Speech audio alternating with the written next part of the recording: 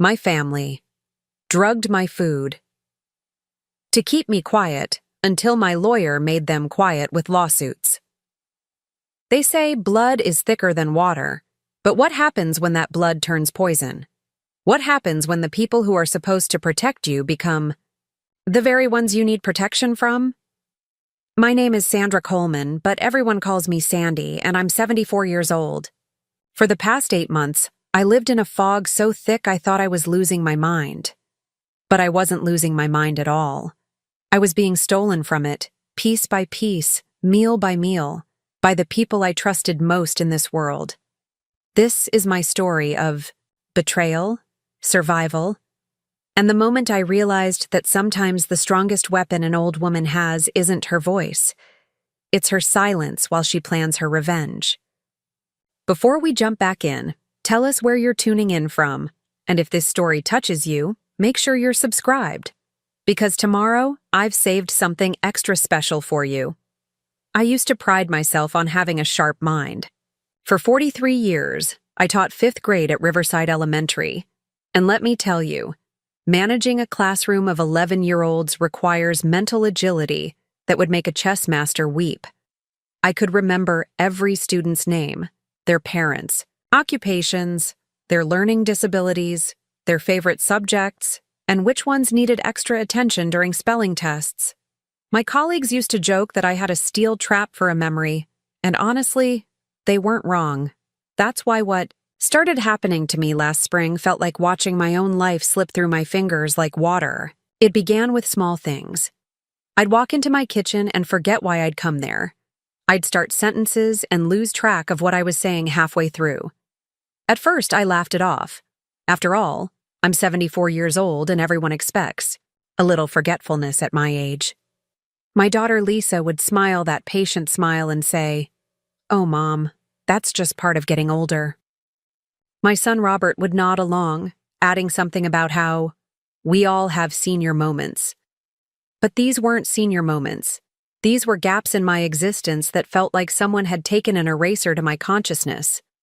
The dizzy spells started in May. I'd be sitting in my favorite armchair, the blue velvet one that my late husband Frank bought me for our 20th anniversary, and suddenly the room would tilt sideways like I was on a ship in rough seas. The first time it happened, I gripped the armrests so hard my knuckles went white. I thought I was having a stroke. "Mom, you look pale," Lisa said during one of her increasingly frequent visits. She'd started coming by every other day, always, with a casserole or a container of soup, always with that concerned expression that made me feel like a child who'd scraped her knee. "Have you been eating enough?" I had been eating. In fact, I'd been eating better than I had in months, thanks to all the food Lisa and Robert kept bringing over. Homemade chicken and dumplings, beef stew, meatloaf with mashed potatoes, all the comfort foods I'd taught them to make when they were teenagers. But instead of feeling nourished, I felt increasingly foggy, like I was living my life through a thick pane of glass. "Maybe you should see Dr. Peterson again," Robert suggested.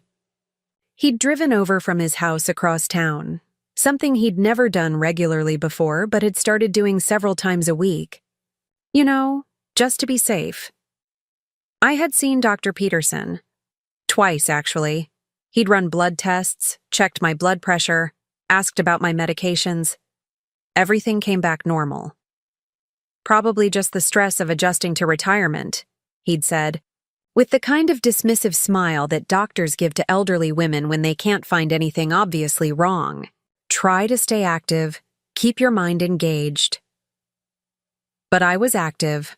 I volunteered at the library on Tuesdays, tended my garden every morning, played bridge with my friends on Fridays.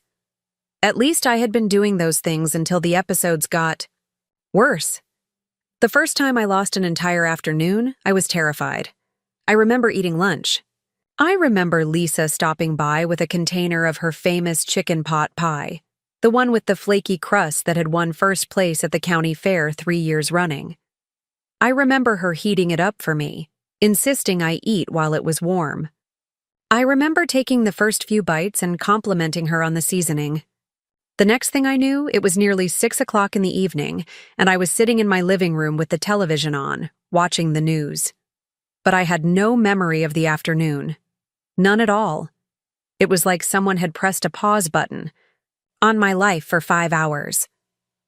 When I called Lisa in a panic, she was surprisingly calm. "Mom, you probably just took a long nap. You've been tired lately." "But I don't remember going to sleep," I insisted. "I don't remember anything after lunch." "Memory can be tricky when you're exhausted," she said in that soothing voice she used when her own children were upset. "I'm sure it's nothing to worry about." But I was worried. I was terrified, actually. I'd worked with enough students over the years to know the difference between normal forgetfulness and something more serious. This wasn't misplacing my keys or forgetting someone's name. This was losing chunks of my life. The episodes became more frequent after that. Always after meals. Always after eating something Lisa or Robert had brought me. I started keeping a journal, writing down everything I could remember, trying to find patterns. What I found made my blood run cold. Every time I lost time, there were documents on my kitchen table that I didn't remember looking at. Bank statements with my signature on withdrawal slips I didn't remember signing. Insurance forms with my name neatly written in handwriting that looked like mine, but felt foreign. A power of attorney document that made Lisa my legal guardian in case of incapacitation. "When did I sign this?" I asked Lisa one afternoon, holding up the power of attorney paperwork with shaking hands. She looked genuinely surprised, which should have been reassuring, but somehow wasn't. "Don't you remember? We went over it last week when you were having one of your confused spells. You said you wanted to make sure everything was in order, just in case." I didn't remember saying that. I didn't remember any conversation about power of attorney. But there was my signature, clear as day, right next to the date from the previous Wednesday.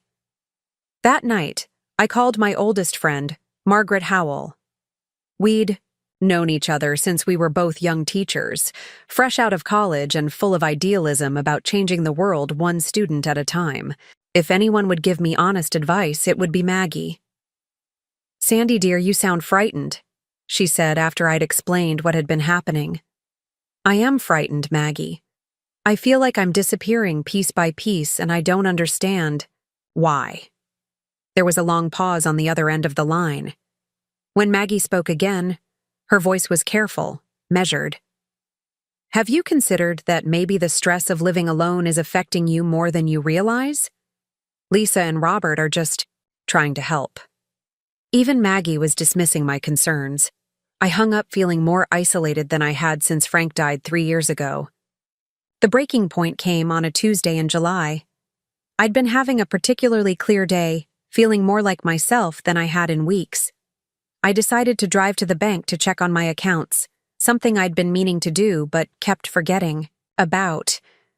The balance in my checking account made me sit down hard in the plastic chair next to the teller's window. $43,000. 3 months ago, I'd had nearly $90,000 in that account, money I'd saved carefully from my pension and Frank's life insurance. "Excuse me," I said to the young teller, a girl who couldn't have been much older than my former students. "Can you show me the recent transactions on this account?"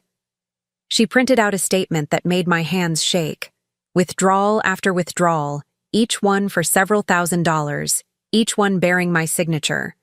The memo lines were filled with things like home repairs, medical expenses, and family loan. I hadn't made any of these withdrawals. I hadn't authorized any family loans. I hadn't had any major medical expenses or home repairs, but there was my signature on every single transaction. That evening, Lisa came by with dinner as usual. Lasagna this time, with garlic bread and a side salad. She bustled around my kitchen, with the familiarity of someone who'd been doing this routine for months, which I supposed she had.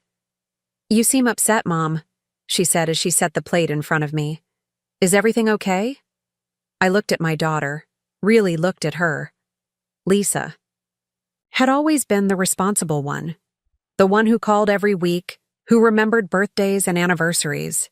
She worked as a bookkeeper for a local accounting firm, had 2 teenage children, and had been struggling financially since her divorce 2 years ago. Robert, my younger child, had been laid off from his job at the manufacturing plant and was behind on his mortgage. Both of my children were under significant financial stress, and suddenly their elderly mother was having memory problems and signing documents she couldn't remember. The realization hit me like a physical blow. "I went to the bank today," I said quietly, watching Lisa's face carefully. Her expression didn't change, but I caught something in her eyes. A flicker of something that might have been panic before. She composed herself. "That's good, Mom. It's important to stay on top of your finances. $47,000 is missing from my checking account." Now her face did change. She looked concerned, motherly, exactly the way she should look if her elderly mother was making wild accusations. "Mom, that's impossible. Are you sure you're reading the statements correctly? Maybe you should let me take a look at your finances, help you organize everything. Sometimes when we're feeling confused, numbers can seem—" "I'm not confused about this, Lisa." My voice was stronger than it had been in months. "I want to know where my money went." She sat down across from me at the kitchen table, reaching over to pat my hand. "Mom, I think you're having another one of your episodes. You've been giving us money to help with expenses, remember? You insisted on it. You said you wanted to help your family while you still could." I pulled my hand away from hers. "I don't remember giving you any money." "You don't remember a lot of things lately," she said gently. "That's why Robert and I have been so worried. About you. That's why we think you might need more help than you're willing to admit." After she left that night, I sat in my living room until the sun came up, thinking. The lasagna sat untouched on my kitchen table. I was afraid to eat it. Afraid of what might happen if I did. Preparing and narrating this story took us a lot of time, so if you are enjoying it, subscribe to our channel. It means a lot to us. Now back to the story. For the first time in months, my mind felt clear, sharp. Like the fog had lifted just enough for me to see the truth that had been hiding in plain sight. My children weren't helping me. They were stealing from me, systematically and deliberately, using my own trust against me. They were drugging my food to keep me compliant while they emptied my bank accounts and forged my signature on legal documents. The betrayal was so complete, so devastating, that I actually felt physical pain in my chest. These were the babies I'd rocked to sleep, the toddlers I'd taught to walk, the teenagers I'd worried about when they stayed out past curfew. I'd worked 2 jobs to pay for Lisa's college education. I'd co-signed Robert's first car loan when he was barely 18, and now they were slowly, methodically destroying me. But as I sat there in the early morning light, something else began to grow alongside the pain. Anger. Pure, clean, righteous anger that burned away the last of the fog in my mind. They thought I was a helpless old woman who would quietly fade away while they picked my bones clean. They thought I was too confused, too trusting, too weak to fight back. They were wrong. I may be 74 years old, but I was a teacher for over 4 decades. I know how to plan, how to gather evidence, how to build a case. I know how to be patient and methodical, and I know how to be very, very quiet while I figure out exactly how to make someone pay for underestimating me. The next morning, I did something I hadn't done in months. I drove myself to the library and used their computer to research elder care attorneys. Then I drove to a different bank across town and opened a new account under my maiden name, transferring what was left of my savings before Lisa and Robert could steal that too. For the first time since this nightmare began, I felt like Sandra Coleman again. Not the confused, helpless victim my children had been creating, but the woman who had commanded respect in classrooms full of unruly children, who had stood up to demanding parents and difficult administrators, who had survived the death of her husband and built a life on her own terms. My children had made a critical error in their calculations. They assumed that making me weak would make me stupid. They assumed that stealing my money would steal my power. They were about to learn just how dangerous it is to underestimate a woman who has nothing left to lose and everything to fight for. But first, I had to be smart about this. I had to play their game while building my own. I had to let them think they were winning while I gathered the evidence that would destroy them. The hardest part would be pretending to still be their victim while I planned their downfall. That afternoon, when Robert came by with a container of beef stew, I smiled and thanked him. When he insisted on watching me eat it, I took small bites and complimented his cooking. When the familiar drowsiness began to creep over me, I didn't fight it. But this time, I was ready. Hidden in my bedroom was a small digital recorder I'd bought at the electronics store. Tucked behind my kitchen curtain was a tiny camera that would capture everything that happened while I was unconscious.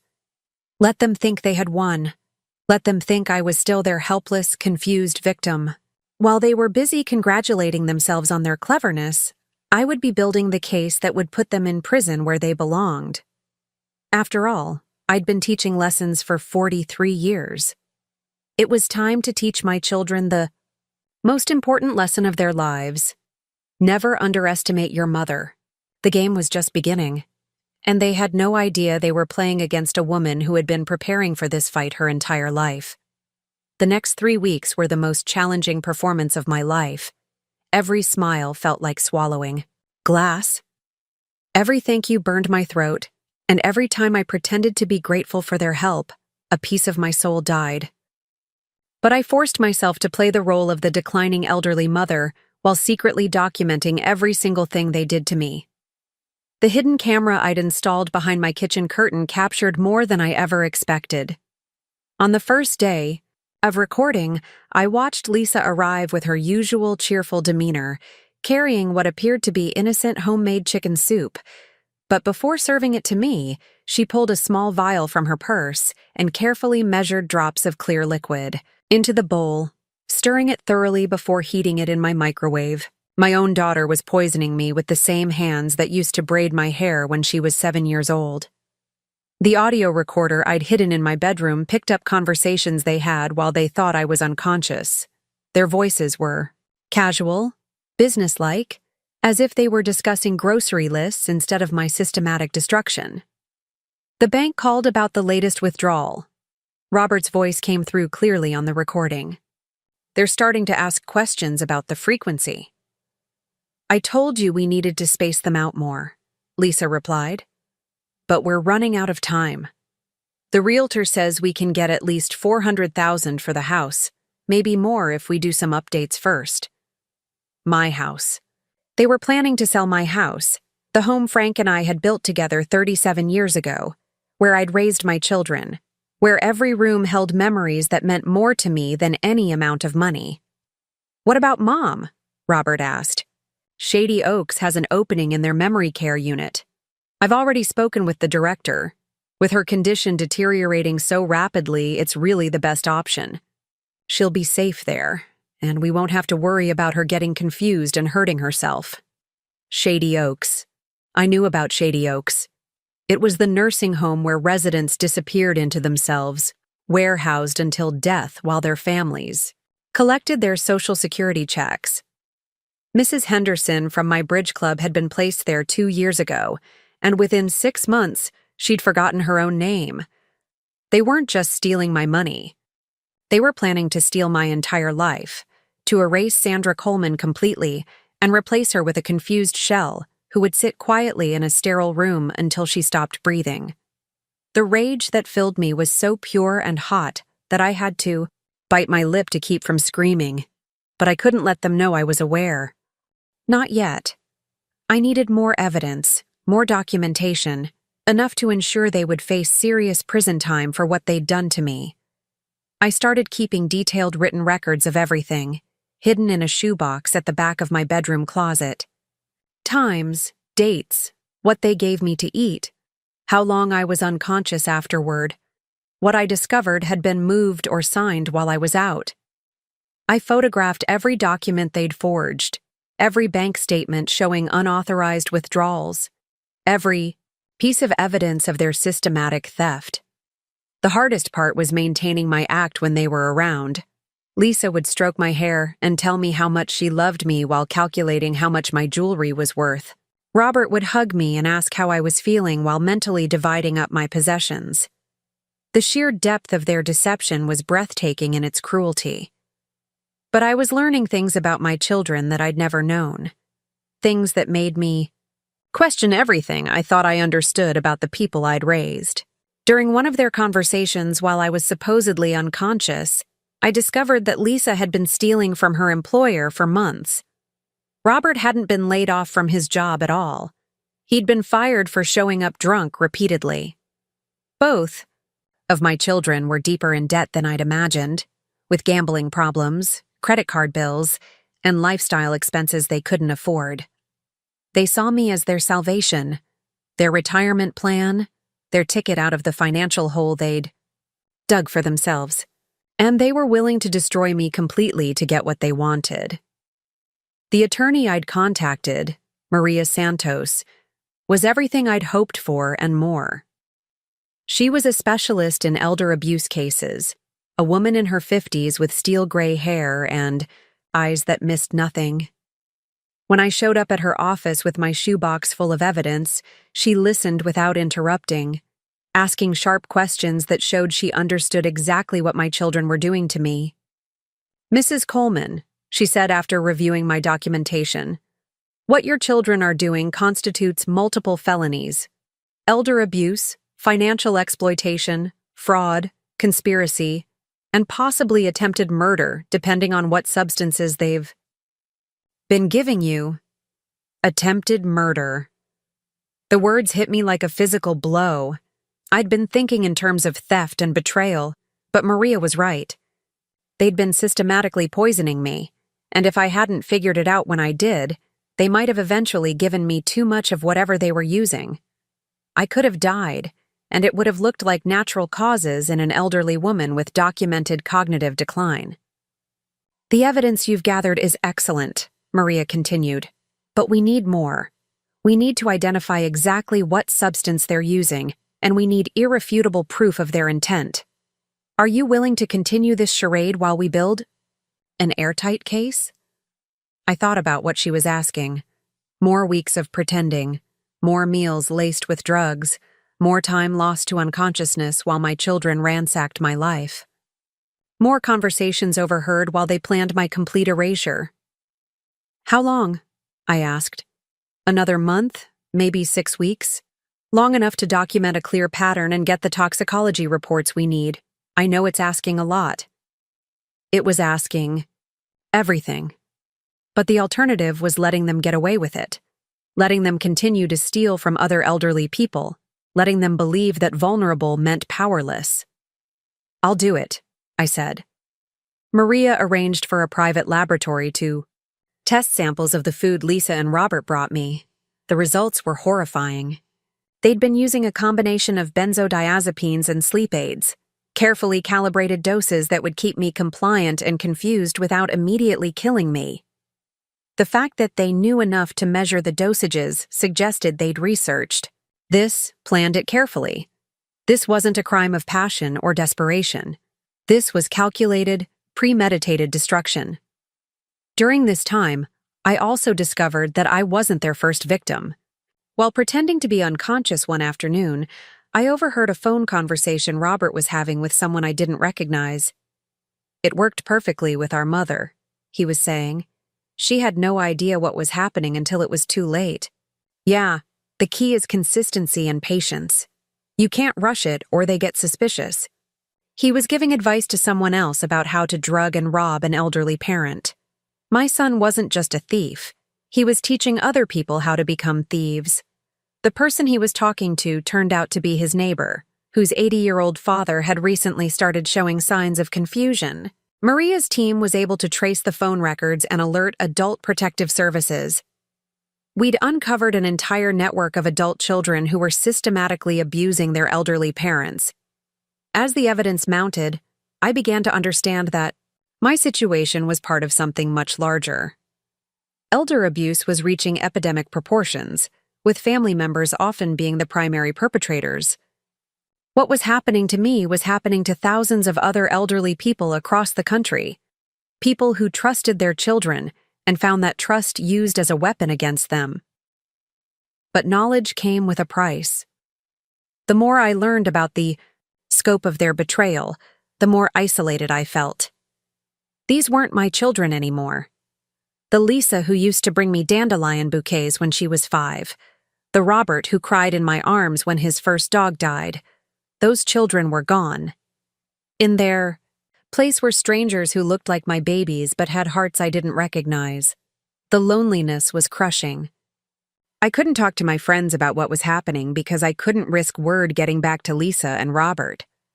I couldn't trust anyone in my social circle because I didn't know who else might be reporting back to them. For all I knew, they'd been telling people for months that I was declining mentally, setting up the narrative that would excuse their actions. I was completely alone except for Maria and her team, and I had to continue living this nightmare performance while they built the case that would bring my children down. The breaking point came 6 weeks into my undercover operation. Lisa arrived at my house looking more stressed than I'd ever seen her. Her usually perfect hair was disheveled, and there were dark circles under her eyes. "Mom, we need to talk," she said, sitting down at my kitchen table without her usual pretense of cheerfulness. "Of course, sweetheart," I replied, settling into my role as the confused but compliant mother. "Your bank called me today. They've been asking questions about your account activity, and I think they might be getting suspicious. We need to accelerate our timeline." My blood turned to ice. They were going to increase the frequency of their thefts, which meant increasing the frequency of drugging me.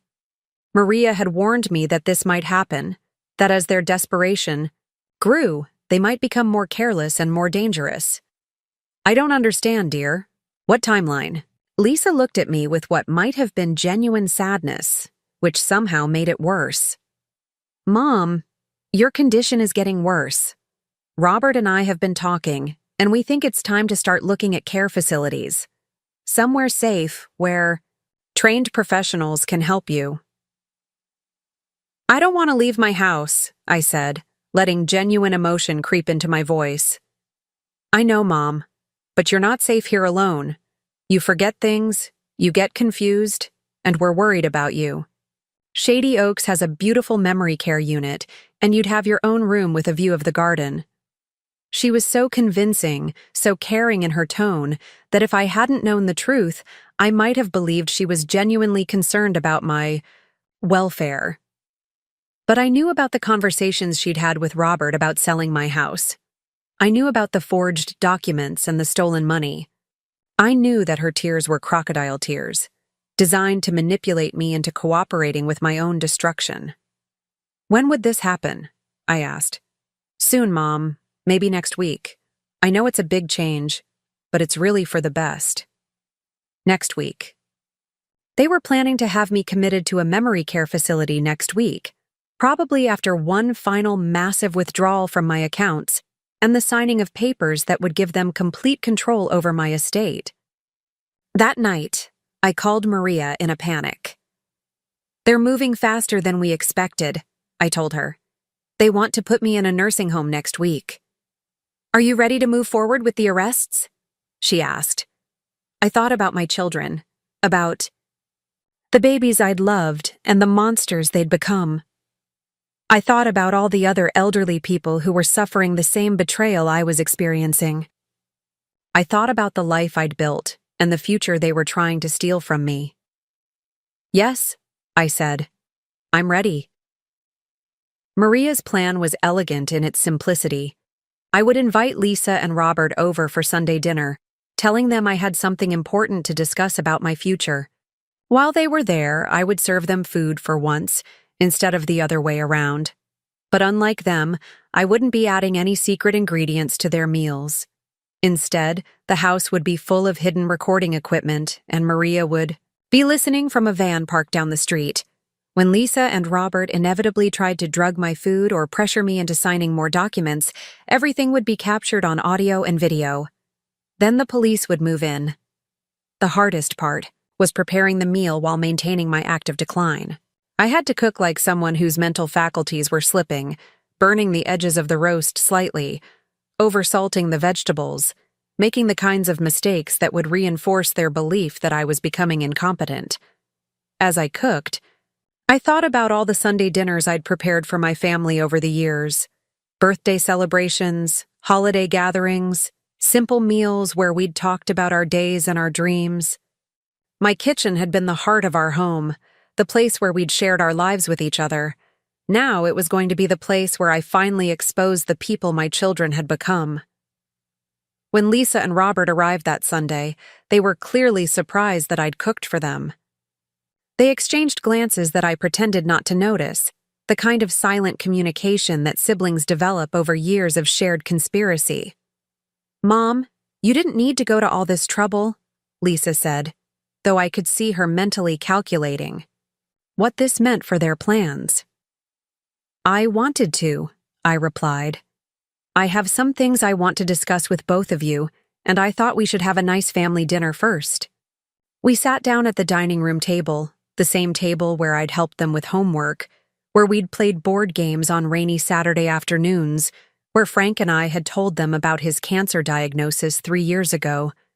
The irony wasn't lost on me that this table, which had witnessed so many important family moments, was about to witness the end of our family as I'd known it. The conversation during dinner was surreal. Lisa and Robert talked about their lives, their jobs, their children, as if they weren't systematically destroying their own mother. They asked about my health, my activities, my plans for the future, all while knowing they intended to take my future away from me. But I played my part perfectly. I mentioned feeling confused lately, worried about my memory, concerned about living alone. I gave them every opening they needed to suggest that I needed more help, that I should consider signing papers that would make things easier for all of us. And they took the bait beautifully. "Mom," Robert said as I served dessert, "Lisa and I have been thinking about what you just said, about feeling confused and worried. Maybe this is a good time to talk about some practical matters." "What kind of practical matters?" I asked, though I knew exactly what was coming. Lisa reached into her purse and pulled out a stack of papers. "We've prepared some documents. That would help us take care of things for you if you ever need us to. Nothing major, just some basic authorization so we can help manage your affairs if you're not feeling up to it." I looked at the papers, recognizing several from my previous research. Updated power of attorney documents that would give them complete control over my finances. A healthcare directive that would let them make all medical decisions for me. A property transfer that would essentially sign my house over to them while allowing me to live there as long as I was able. "I don't know," I said, letting uncertainty creep into my voice. "These look complicated. Maybe I should have my lawyer look at them first." "Mom, these are just standard forms," Robert said smoothly. "We had them prepared by a lawyer already. And honestly, given how you've been feeling lately, it might be better to take care of this while you're having a good day mentally." The implication was clear. They were suggesting that I might not have many more good days mentally, that this might be my last chance to sign documents while I was still competent to do so. "I suppose that makes sense," I said, reaching for a pen. That's when Lisa made her fatal mistake. As I started to read through the first document, she got up from her chair and moved toward the kitchen. "I'm just going to get us some coffee to go with dessert, Mom," she said casually. But I could see her through the doorway, and she wasn't preparing coffee. She was pulling that familiar small vial from her purse, the same vial I'd seen her use dozens of times in my hidden camera footage. She was preparing to drug my dessert, to make me compliant and confused while they watched me sign away everything I owned. They couldn't even let me have one last clear-headed family dinner before they destroyed me. That's when I knew, with absolute certainty, that I was doing the right thing. These people weren't my children anymore. They were predators who happened to share my DNA and they deserved everything that was about to happen to them. Actually, Lisa, I called out, my voice stronger and clearer than it had been in months. I don't think I need any coffee. She froze in the kitchen doorway, the vial still in her hand. And I don't think I need to sign any papers tonight either. That's when the front door opened, and Detective Morrison walked in with 3 uniformed officers behind him. Lisa Coleman and Robert Coleman, Detective Morrison said. You're under arrest for elder abuse, financial exploitation, fraud, and conspiracy. The look on their faces was something I'll remember for the rest of my life. Shock, confusion, disbelief, and then finally, the dawning realization that their helpless, confused mother had outsmarted them completely. As the handcuffs clicked around their wrists, Lisa looked at me with an expression I'd never seen before. It wasn't love, or even anger. It was pure hatred, the look of someone who'd been caught in the act and blamed their victim for fighting back. How long have you known? She asked. I looked at my daughter, this stranger who'd been stealing my life piece by piece, and felt nothing but pity for the person she'd chosen to become. Long enough, I said. As they were led away, Robert turned back to look at me one last time. Mom, we can explain everything. This is all a misunderstanding. Even caught red-handed, even with the evidence of their crimes spread out on my dining room table, they were still trying to manipulate me. They still thought I was the confused old woman they could lie to and deceive. The only misunderstanding, I told him, was mine. I misunderstood what kind of people I'd raised. After they were gone, I sat alone in my dining room surrounded by the wreckage of what had once been my family. The house felt different, quieter, but also cleaner somehow, as if a poison had finally been drawn out. Maria appeared at my door a few minutes later, having monitored the entire evening from her surveillance van. How do you feel? She asked. I thought about that question for a long time. How did I feel? Victorious? Vindicated? Relieved? All of those things, but also something else. I felt like Sandra Coleman again, not the victim they'd tried to create, not the confused old woman they'd needed me to be, but the person I'd always been underneath their manipulation. I felt like myself again, and that was worth more than all the money they'd stolen, more valuable than the house they'd tried to take, more precious than the life they'd almost destroyed. For the first time in 8 months, I was completely, genuinely free. The media circus that followed the arrests was something I could never have prepared for.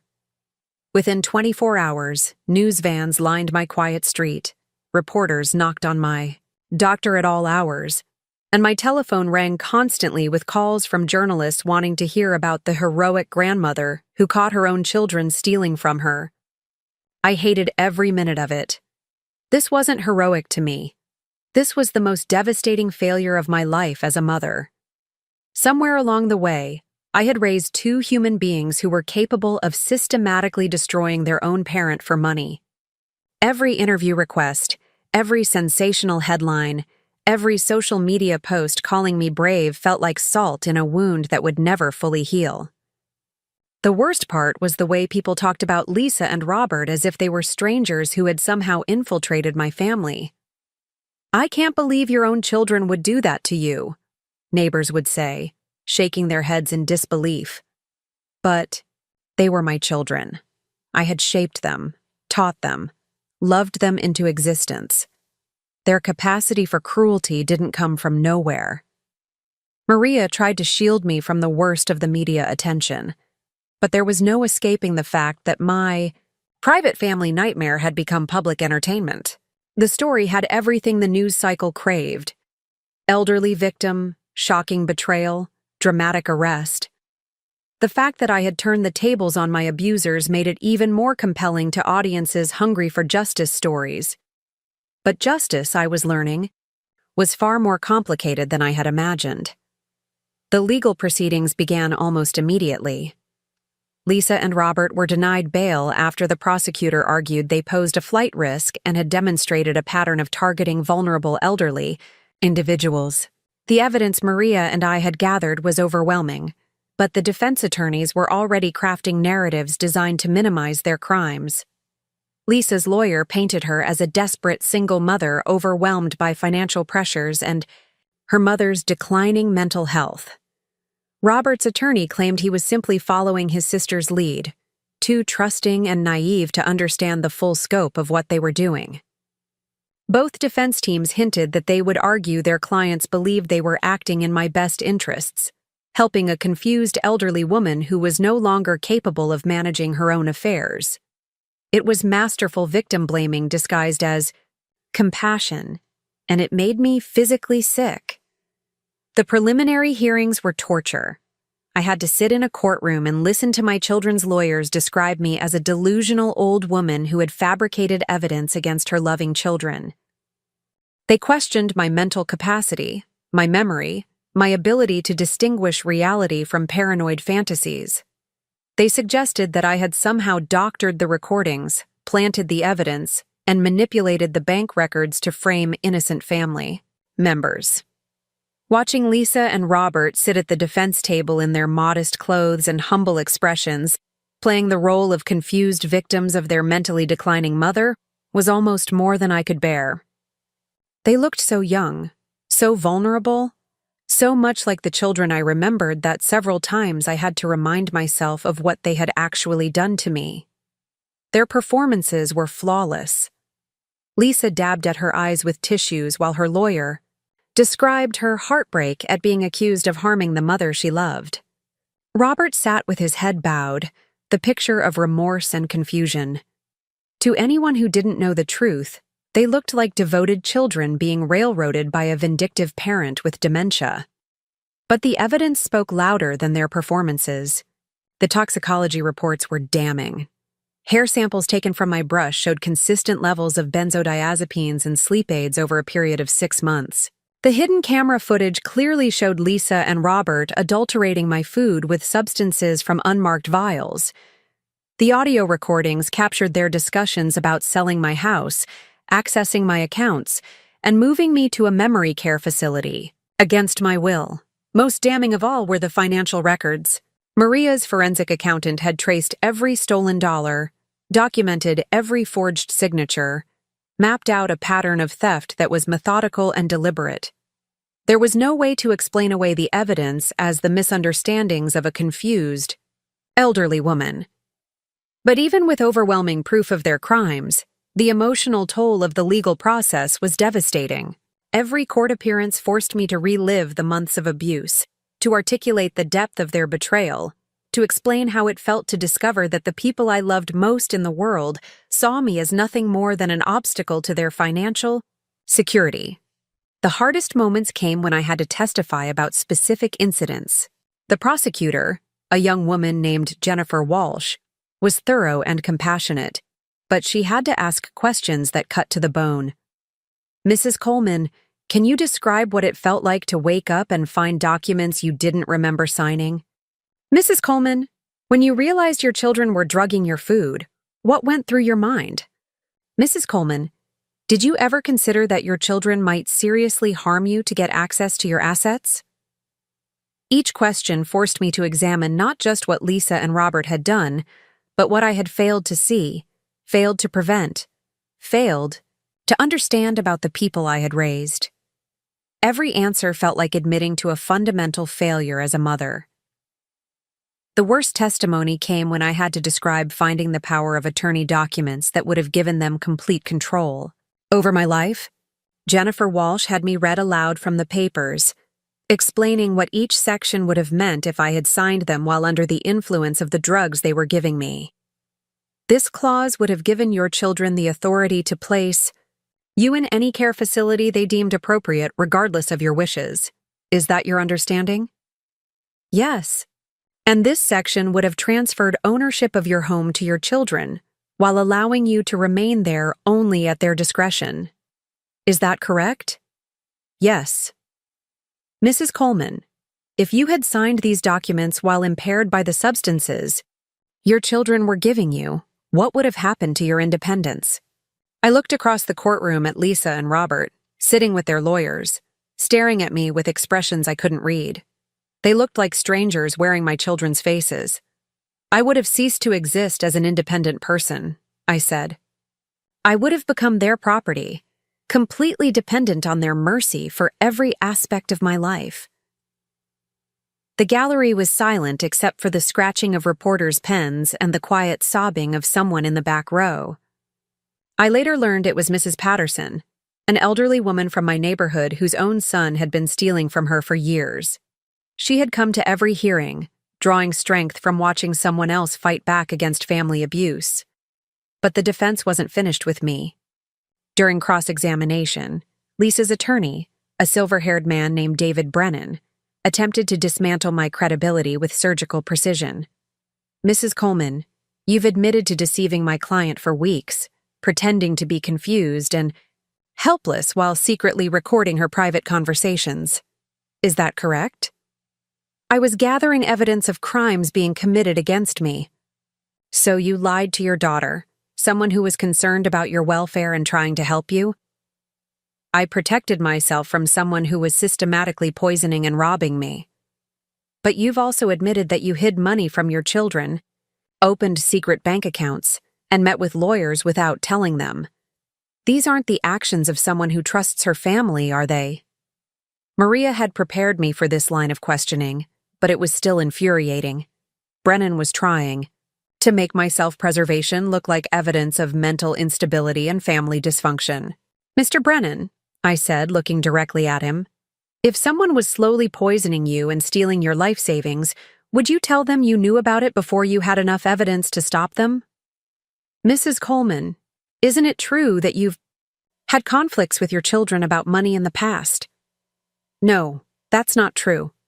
Didn't you refuse to help your daughter Lisa with her divorce expenses 2 years ago? I felt a flash of anger. I offered to loan Lisa money for her legal fees. She refused my help and said she would handle it herself. And didn't you decline to co-sign a loan for your son Robert when he was facing financial difficulties? Robert never asked me to co-sign a loan. If he had, I would have considered it. Brennan was creating a false narrative, suggesting that my children had turned to theft because I had been unwilling to help them voluntarily. It was a complete fabrication, but it was designed to plant doubt in the minds of the jurors about my character and my relationship with Lisa and Robert. The cross-examination continued for hours, with Brennan questioning everything from my mental health to my parenting skills to my understanding of modern banking procedures. By the time he was finished, I felt like I had been flayed alive. But Jennifer Walsh's redirect examination gave me the chance to set the record straight. Mrs. Coleman, Mr. Brennan asked you about helping your children financially. During the period when they were drugging and robbing you, how much money did they steal from your accounts? $47,000 that I've been able to document. And how much would you have been willing to give them if they had simply asked for help? I thought about that question, about the children I had loved unconditionally for decades, about the lengths I would have gone to help them if they had been honest with me. If Lisa and Robert had come to me and explained their financial problems, I would have helped them with whatever they needed. I would have given them the money freely rather than watch them struggle. So the issue wasn't your unwillingness to help your children financially? The issue was that they chose to destroy me instead of asking for my help. That was the heart of it, the detail that made their crimes so much more devastating than simple theft. They could have had my help, my support, my resources. All they had to do was ask. Instead, they chose to take everything by force, to reduce me to a victim, to erase my autonomy and dignity in pursuit of money I would have given them willingly. The trial revealed details about Lisa and Robert's lives that I had never known. The prosecution presented evidence of gambling debts, credit card fraud, and other financial crimes that painted a picture of two people spiraling out of control long before they turned their attention to me. Lisa had been embezzling from her employer for over a year, skimming money from client accounts to fund her gambling addiction. Robert had been involved in insurance fraud, filing false claims for injuries that never happened. They were career criminals who had simply expanded their operations to include elder abuse when their other schemes became too risky. Learning this should have made me feel better about pressing charges against them. They weren't desperate children who had made a terrible mistake. They were predators who had targeted me because they saw me as an easy victim. But somehow, knowing the full scope of their criminal behavior made everything worse. These weren't the children I had raised, but they weren't strangers either. They were people I had loved and shaped and influenced, people who had chosen to become monsters despite everything I had tried to teach them about right and wrong. The guilt was crushing. I replayed their childhoods obsessively, looking for signs I had missed, moments when I could have intervened, warnings I should have heeded. Had I been too permissive? Too strict? Had I failed to instill proper values? Had I somehow modeled the behavior that led them to see other people as objects to be exploited? The rational part of my mind knew that adults were responsible for their own choices, that I couldn't control who Lisa and Robert decided to become. But the mother in me kept searching for the moment when I had failed them so completely that they became capable of destroying me. Maria tried to help me work through these feelings, connecting me with a therapist who specialized in family trauma. Dr. Sarah Chen was a kind woman about my age who had seen dozens of cases like mine, elderly people betrayed by family members they had trusted and loved. Guilt is normal, she told me during one of our sessions. Every parent who discovers their child has committed serious crimes blames themselves. But you need to understand that you didn't make Lisa and Robert into thieves and abusers.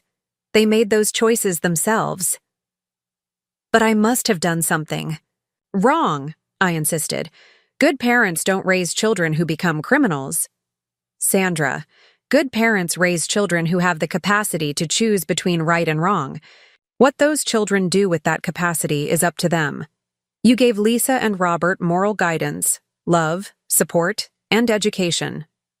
They chose to ignore those gifts and pursue a path that hurt innocent people, including you. The therapy helped, but it couldn't erase the fundamental trauma of discovering that the people I loved most in the world had been willing to destroy me for money. Trust, once broken so completely, doesn't heal easily or completely. The trial lasted 3 weeks. The jury deliberated for 6 hours before returning guilty verdicts on all counts for both Lisa and Robert. The evidence had been too overwhelming, their crimes too well documented, for any other outcome. But even in victory, I felt no satisfaction. Watching my children being led away in handcuffs after sentencing, knowing they would spend the next several years in prison, felt like watching them die. In a way, they had died. The Lisa and Robert I had loved were gone, replaced by these strangers who had seen me as nothing more than a source of income. The sentences were substantial. Lisa received 8 years for elder abuse, fraud, and embezzlement. Robert got 6 years for his role in the conspiracy. They would also have to pay full restitution for the money they had stolen, though Maria warned me that recovering those funds would be difficult given their other debts and legal obligations. But the money wasn't really the point anymore. Yes, point was establishing that elderly people weren't helpless victims, that families who preyed on vulnerable relatives would face serious consequences, that trust couldn't be weaponized without accountability. In the weeks following the sentencing, I received hundreds of letters from other elderly people who had experienced similar abuse. Some had been victimized by their children, others by grandchildren, siblings, or caregivers. All of them expressed gratitude that someone had been willing to fight back, to prove that age didn't make you powerless. One letter particularly moved me. It was from a woman named Dorothy Henderson in Minnesota, whose son had been stealing her Social Security checks for months. She had been afraid to report him because he was her only family, her only connection to the outside world.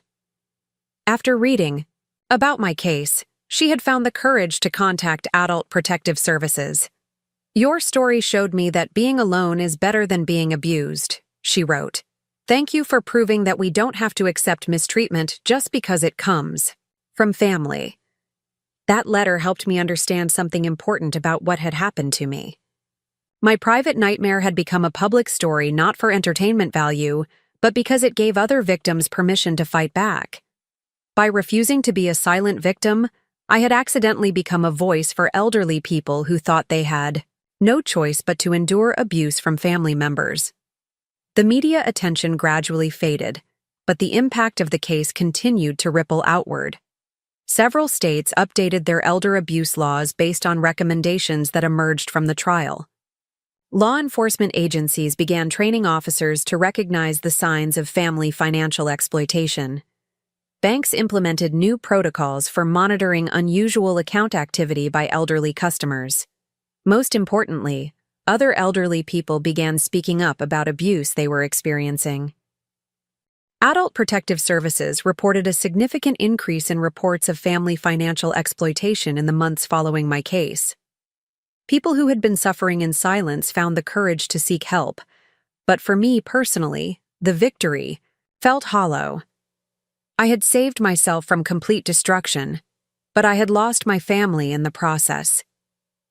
Lisa and Robert were in prison, but they were also strangers to me now. The people I had loved for decades no longer existed, replaced by criminals, who happened to share my DNA. The house felt different after everything was over. Rooms that had been filled with family memories now echoed with the ghosts of betrayal. The kitchen where I had cooked thousands of meals for my children was the same kitchen where they had systematically poisoned me.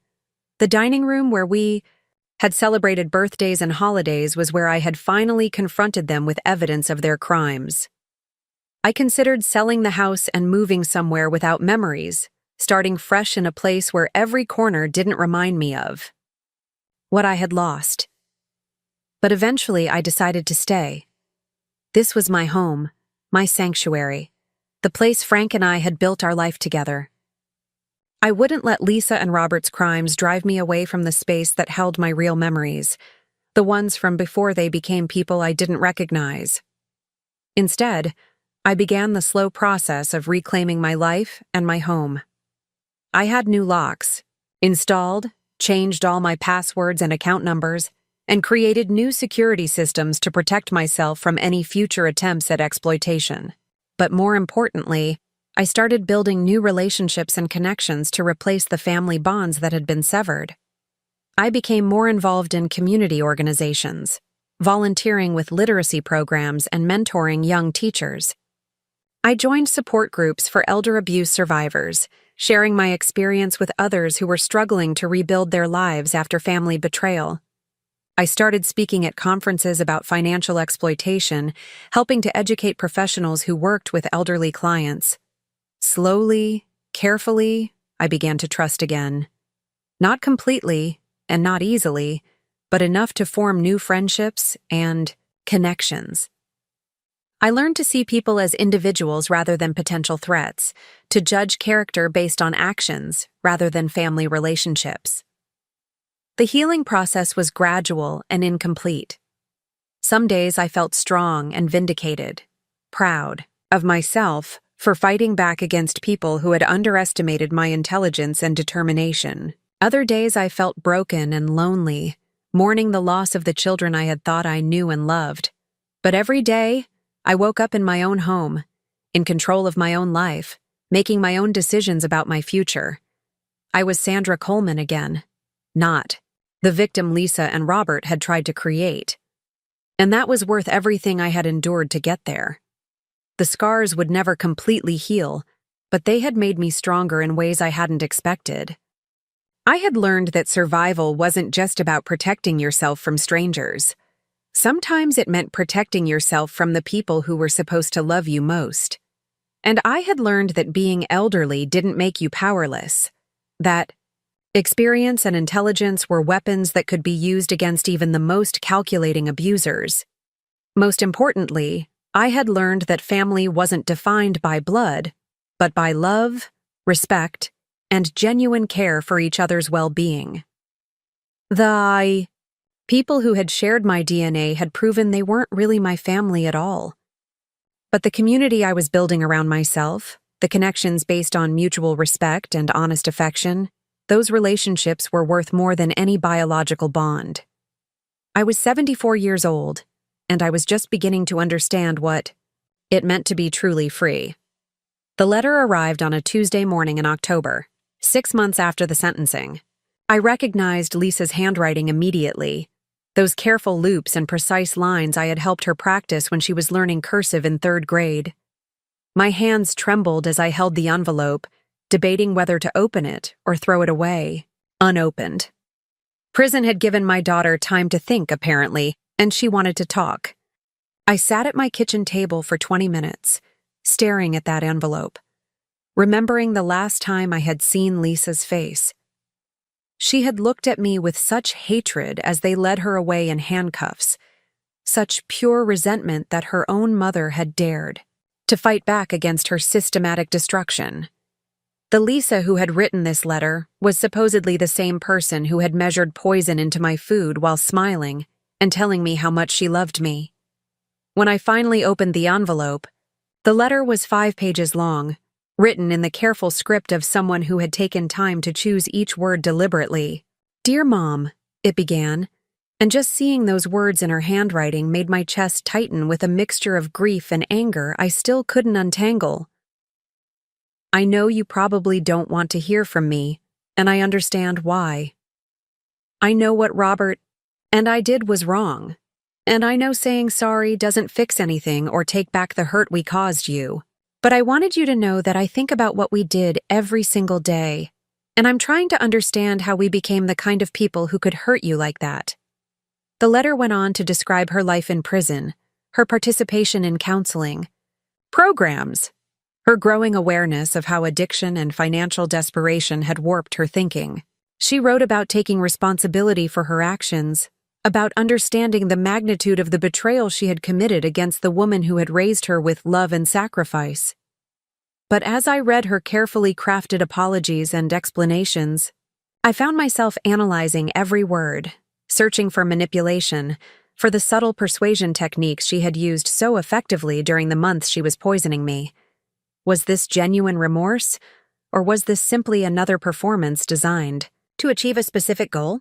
"I don't expect you to forgive me," the letter continued. "I don't expect you to want a relationship with me ever again. But I wanted you to know that the mother who raised me is still in here somewhere, and she's ashamed of what I became. The values you taught me didn't disappear. I just chose to ignore them when things got hard. That's on me, not on you." Lisa wrote about her children, my grandchildren, who were now living with their father and his new wife. She worried about how the scandal had affected them, how they would understand what their mother had done when they were old enough to fully comprehend it.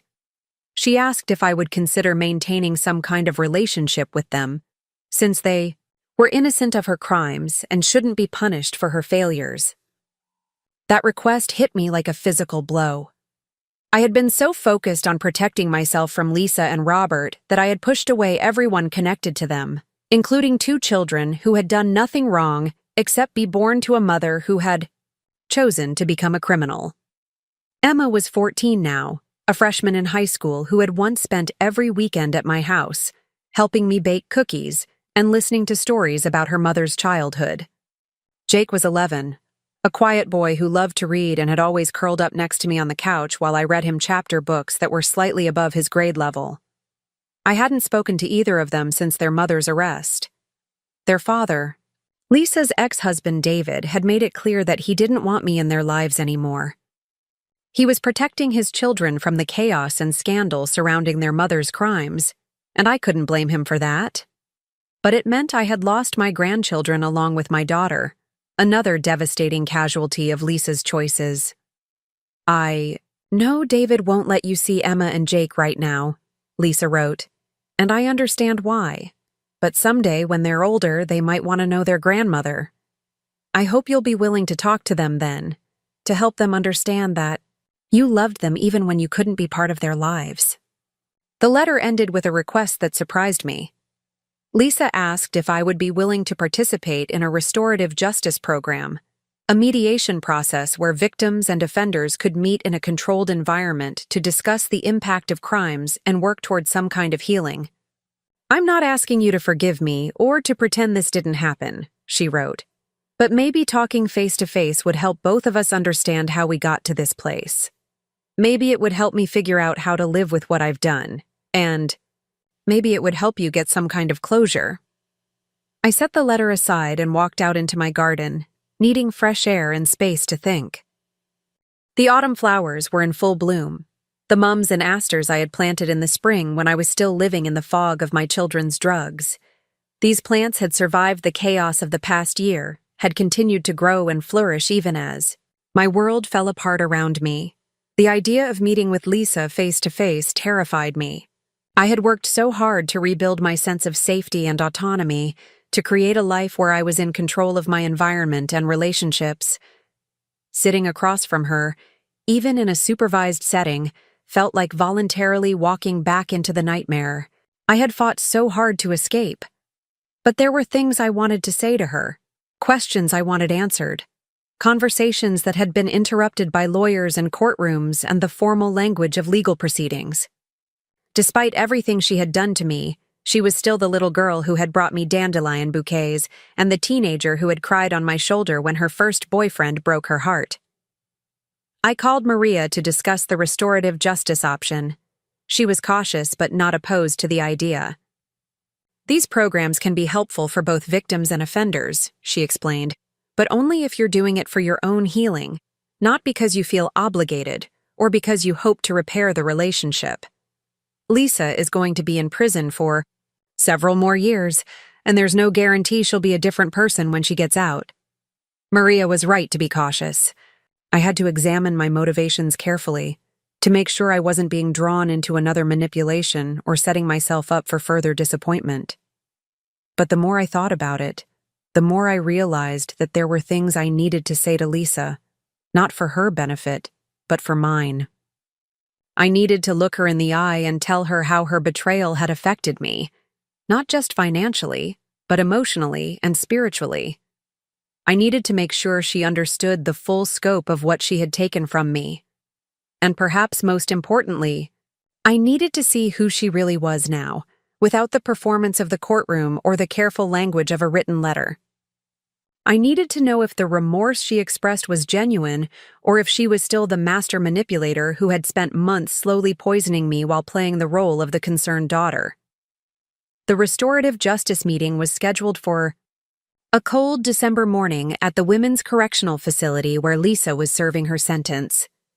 The mediator, a woman named Dr. Rebecca Martinez, met with me beforehand to prepare me for what to expect and to establish ground rules for the conversation. This isn't about reconciliation, Dr. Martinez explained. This is about communication and understanding.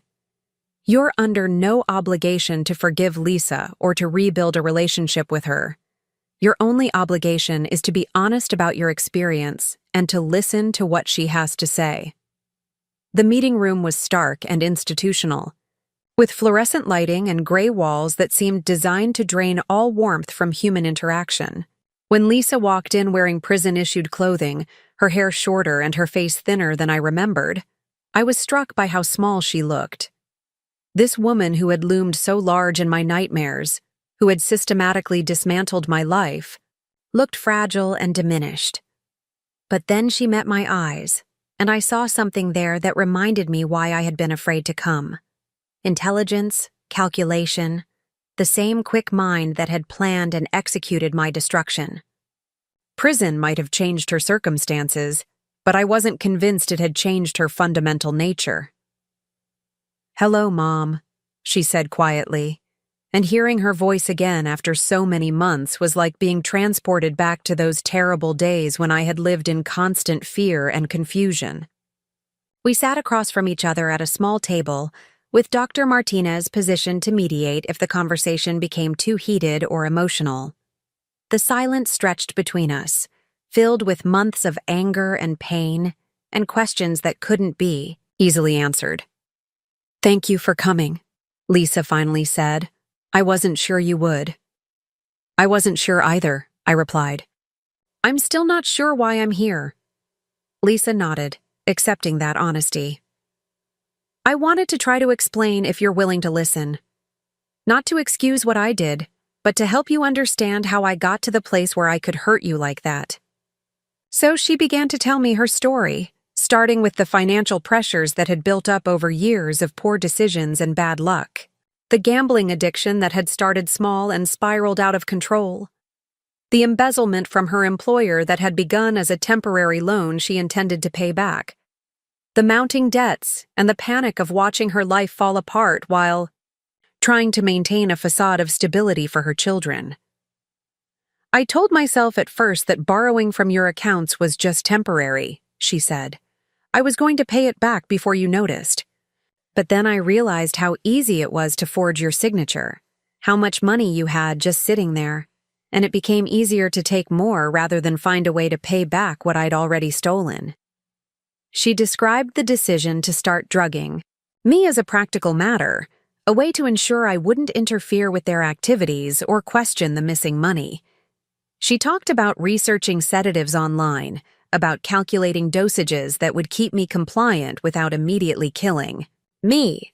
The clinical way she described poisoning me was almost more disturbing than the act itself. She spoke about it like a business decision, a problem that required a technical solution. There was no emotion in her voice as she described measuring drugs into my food, no recognition of the monstrous nature of what she was doing. Did you ever think about what you were doing to me as a person? I asked. Did you ever consider that you were erasing me, taking away my ability to think and choose and remember? Lisa was quiet for a long time before answering. I couldn't let myself think about that, she finally said. I had to focus on the money, on solving our financial problems. If I thought about what it was doing to you as a person, I wouldn't have been able to continue. That admission was somehow both more and less than I had hoped for. She was acknowledging the deliberate nature of her choice to dehumanize me, to reduce me to an obstacle rather than a person.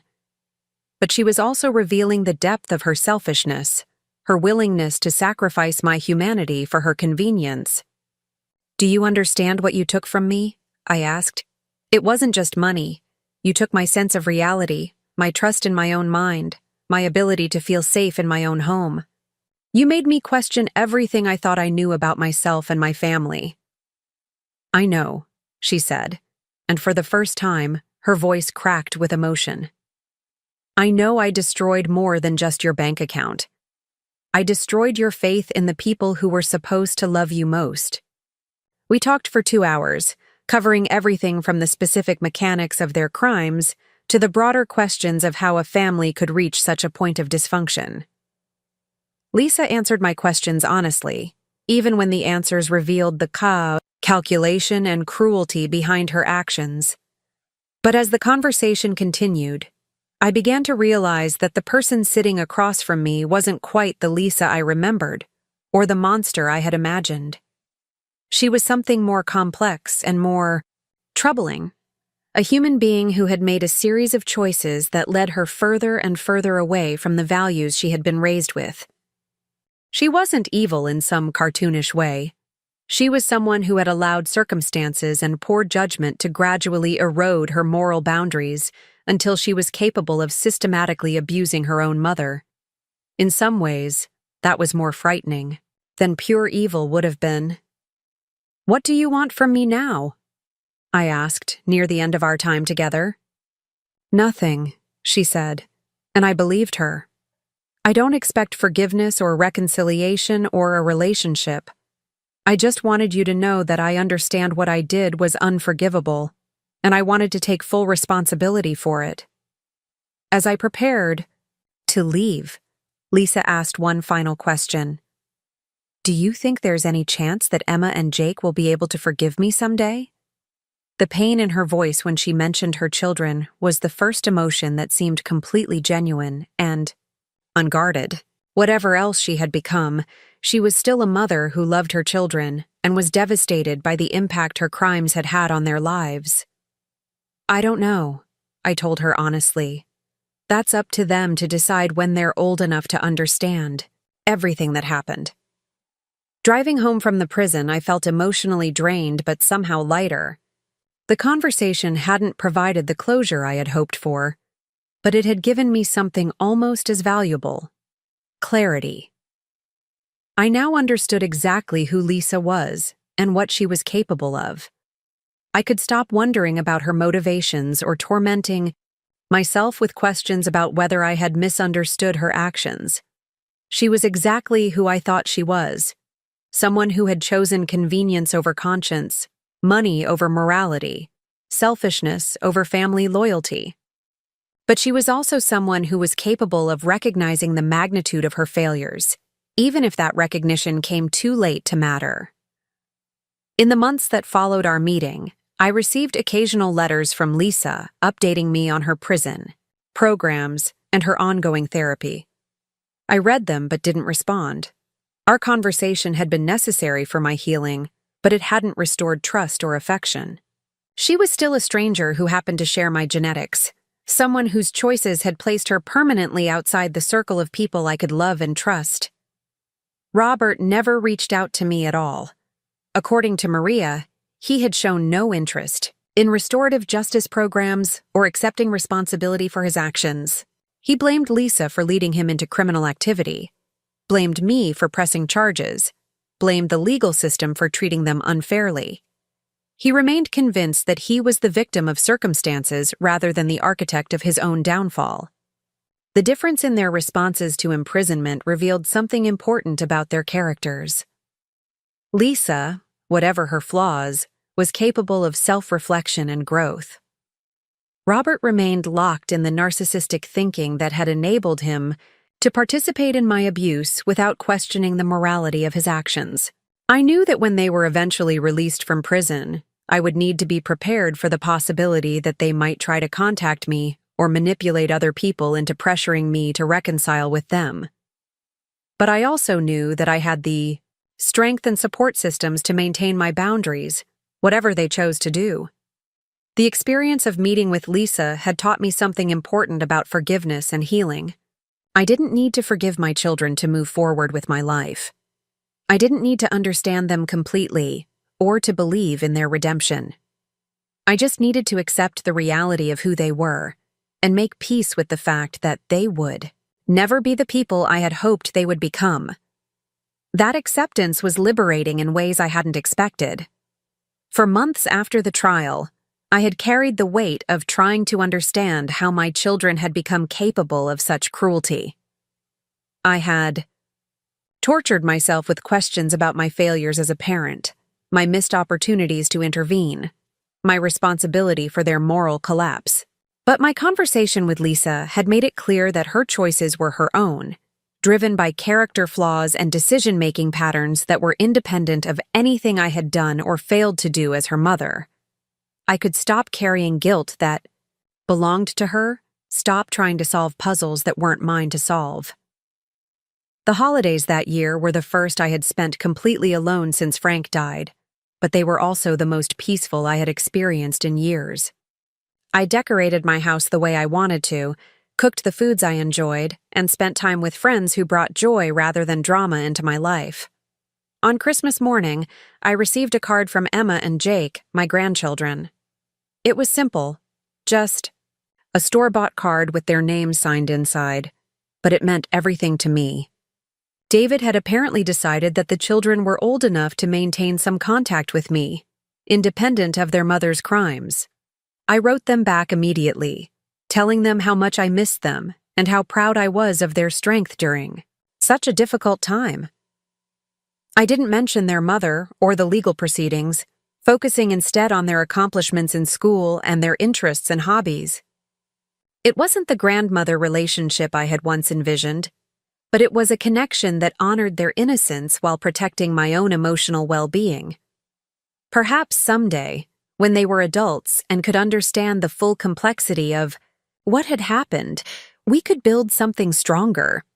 As the first anniversary of Lisa and Robert's arrests approached, I found myself reflecting on how much my life had changed. I was no longer the trusting mother who had believed family loyalty was absolute and unconditional. But I was also no longer the confused, frightened victim who had nearly lost everything to people who were supposed to protect me. I had become someone new, a woman who understood that love without boundaries was dangerous, that trust had to be earned rather than assumed, and that survival sometimes required making choices that felt impossible. The scars from my children's betrayal would always be with me, but they had also made me stronger and more discerning. I had learned to value relationships based on respect and genuine affection rather than obligation and blood ties. I had discovered that family could be chosen as well as inherited, and that sometimes the people who hurt you most are the ones you need to love from the greatest distance. Most importantly, I had proven to myself that age and vulnerability didn't equal powerlessness. When faced with systematic abuse by people who thought they could control and exploit me, I had found the strength to fight back, to gather evidence, to build a case, and to see justice done. That knowledge would stay with me for whatever years I had left, a reminder that Sandra Coleman was someone who could not be easily defeated, even by the people who thought they knew her best. 3 years had passed since that December morning, when I sat across from Lisa in that sterile prison meeting room.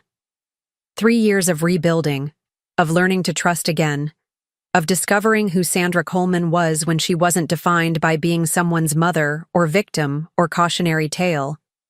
The woman who looked back at me in the mirror each morning was someone I was still getting to know. She had silver hair that caught the light differently now, laugh lines that had deepened from genuine joy rather than polite social smiles, and eyes that held both wisdom and wariness in equal measure. At 77, I was living the most authentic life I had ever known. My routine had evolved into something that brought me deep satisfaction. Morning coffee on the back porch while watching the birds at the feeders Frank had installed decades ago. Tending the garden that had become my sanctuary, where I grew vegetables for the local food bank and flowers that bloomed in defiant beauty, regardless of the storms that might rage around them. Afternoons spent volunteering at the literacy center, where I helped adults learn to read with the same patience I had once brought to my 5th grade classroom. But it was the evenings that held the most meaning now. 3 nights a week, my living room transformed into a support group meeting place for elderly people who had experienced financial abuse by family members. We called ourselves the Phoenix Circle because we had all risen from the ashes of betrayal to build new lives. Margaret Howell, my old teaching colleague, had been the first to join me. Her nephew had been stealing her pension checks for 2 years before she found the courage to report him. There was Dorothy Chen, whose daughter had maxed out credit cards in her name to fund a drug addiction. James Patterson, a retired mechanic whose son had convinced him to sign over his house and then tried to have him declared incompetent when he changed his mind. Each story was different in its details, but identical in its core. Trusted family members who had seen elderly relatives as opportunities rather than people worthy of respect and protection. The hardest part isn't the money, Dorothy often said during our meetings. It's realizing that the person you raised, the child you would have died for, sees you as nothing more than a bank account with a heartbeat. Our meetings weren't therapy sessions, though healing happened there. They were practical workshops, where we shared information about legal protections, financial safeguards, and warning signs that others might miss. We had created a network of people who understood that surviving family betrayal required both emotional resilience and practical preparation.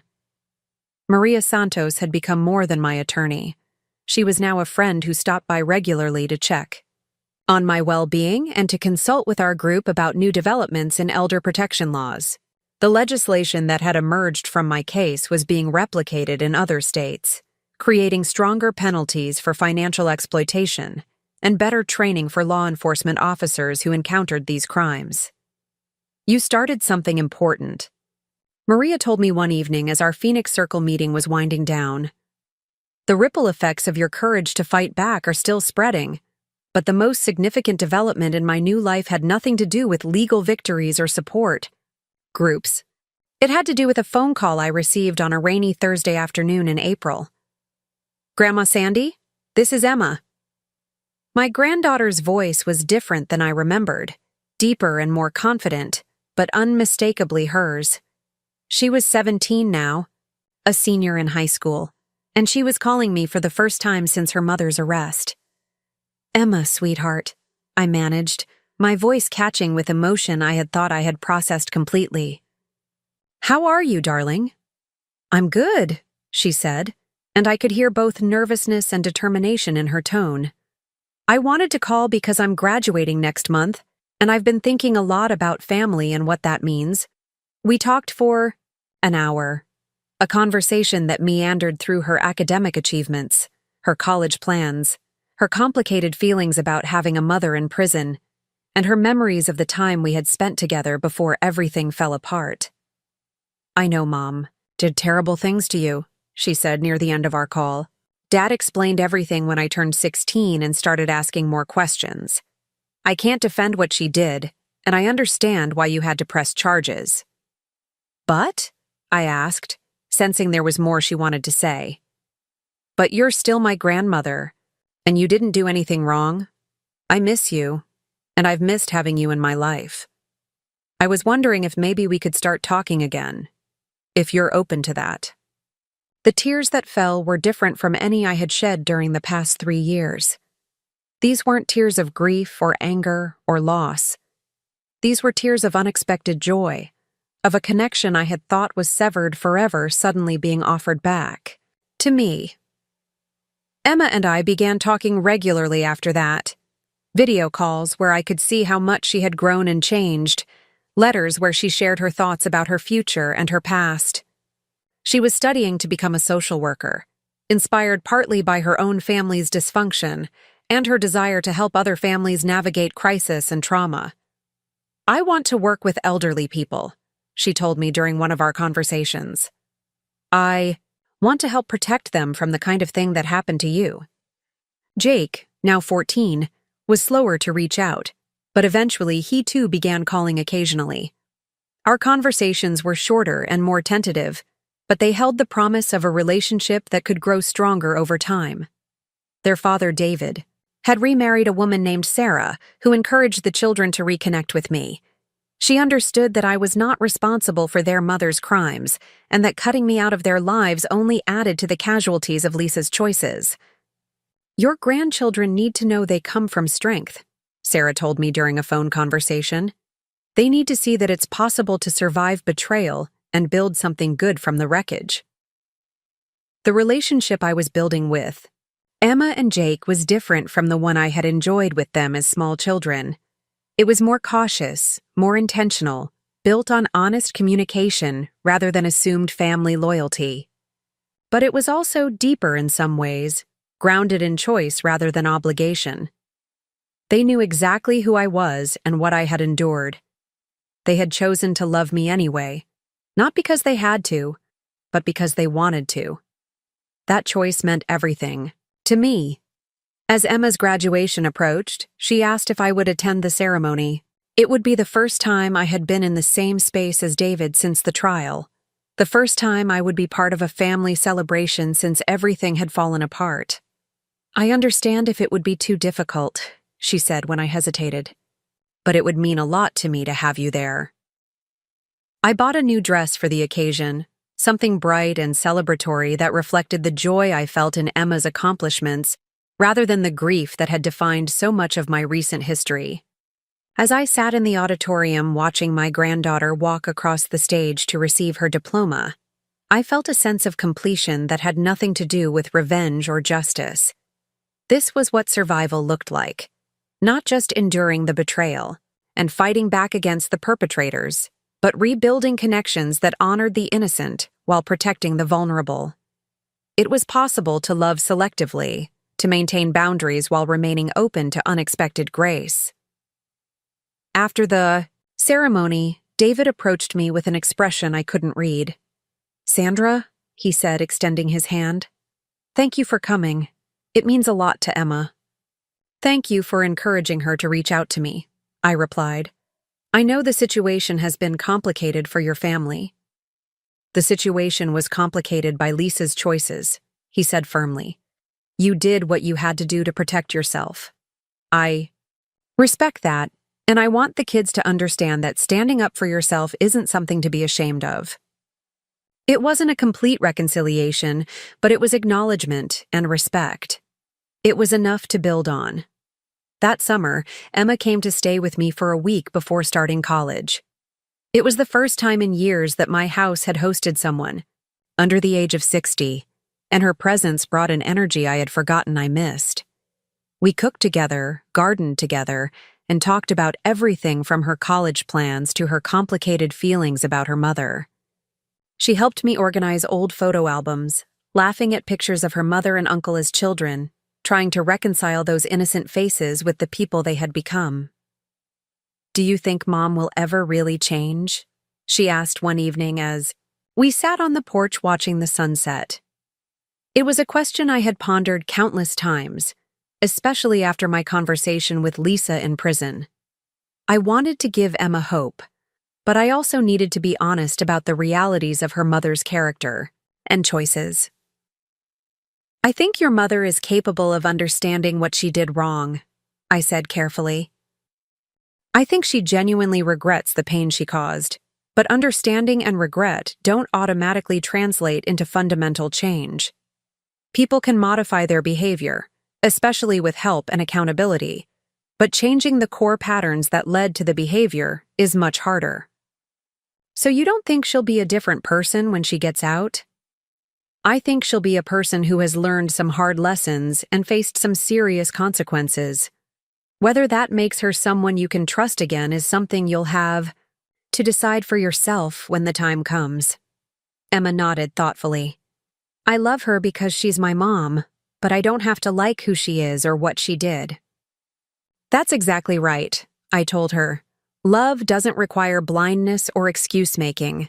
The healthiest love includes clear boundaries and honest assessment of character." It was a lesson I had learned too late in my own relationship with Lisa and Robert, but one I was grateful Emma was learning early.